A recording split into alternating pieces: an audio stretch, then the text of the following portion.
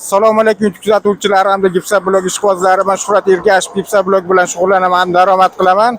Mana navbatdagi zastavkamizni Namangan viloyati Chortoq tumaniga mana yuklayapmiz. 2200 ta. Toshkent viloyatiga 2 ta fura, Andijonga bitta, Namanganga bitta furani qo'yganmiz. Mana ishlayapti.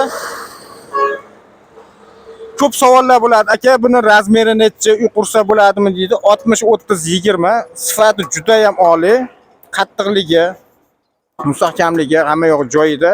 Hozirgi kun holatda Toshkentga 11 ming so'm, Namanganga 10,5 ming so'm, Andijonga 10 ming so'm dastavka qilib beryapmiz.